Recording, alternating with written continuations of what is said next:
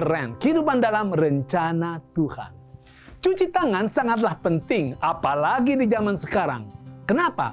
Telapak tangan kita bisa jadi pintu masuk berbagai bakteri dan virus, kata ahli kesehatan masyarakat Hussein Habsyi. Berdasarkan data dari Pusat Pengendalian dan Pencegahan di Amerika Serikat, lebih dari 80% penyakit infeksi ditularkan melalui tangan. Hussein menjelaskan ada jutaan bakteri yang dapat menempel di tangan.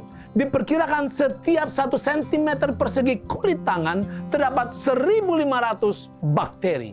Sedangkan lipatan kulit tangan dan di bawah kuku adalah lokasi persembunyian bakteri yang terbanyak. Walau tidak semuanya memang menyebabkan penyakit. Tahukah Anda bahwa Yesus pernah diprotes oleh karena urusan tidak cuci tangan? Mari kita lihat. Diceritakan bahwa pada suatu kali serombongan orang Farisi dan beberapa ahli Taurat dari Yerusalem datang menemui Yesus. Mereka bertanya kepadanya, "Mengapa murid-muridmu tidak hidup menurut adat istiadat nenek moyang kita, tetapi makan dengan tangan najis?" Di sini kita lihat bahwa sebagian orang Yahudi mempunyai suatu tradisi, yaitu membasuh tangan sebelum makan. Tradisi yang baik bukan? Tidak demikian. Tradisi itu tidak ada hubungannya dengan urusan kebersihan ataupun kesehatan. Karena pembasuhan hanya dilakukan dengan menuangkan air dari cangkir di atas setiap tangan. Tidak perlu sabun, bahkan tangan yang sudah dicuci bersih dengan sabun juga tetap perlu melakukan ritual basuh tangan ini. Tradisi membasuh tangan berkembang sejak bait suci dihancurkan oleh Babylon dan upacara-upacara pun terhenti. Termasuk upacara pembasuhan yang biasa dilakukan imam di bait suci. Para rabi yang tidak ingin ritual penting itu dilupakan memindahkan kesucian upacara bait suci ke meja ruang makan, yaitu membasuh tangan sebelum makan. Dan mereka menjalankannya dengan keras. Bahkan beberapa tokoh mengajarkan bahwa tidak mencuci tangan sebelum makan merupakan pelanggaran yang besar, bahkan sama berdosanya dengan berhubungan dengan pelacur. Apakah tanggapan Yesus terhadap tradisi ini?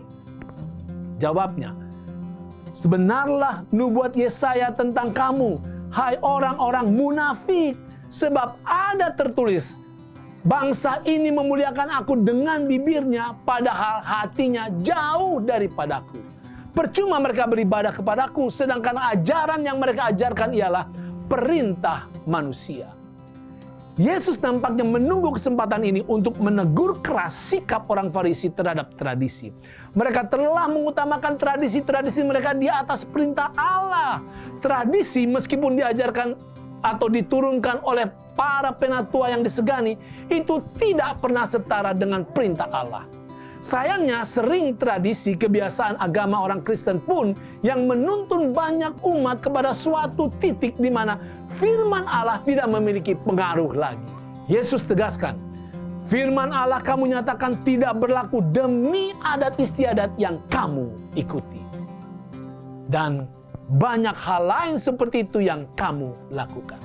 Saudara, periksalah tradisi-tradisi yang kita lakukan di rumah, di keluarga, atau di gereja.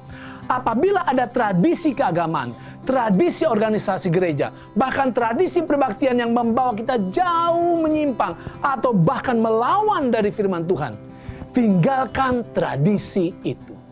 Kalau tradisi itu baik, hidupkanlah. Seperti misalkan tradisi mencuci tangan supaya selalu bersih.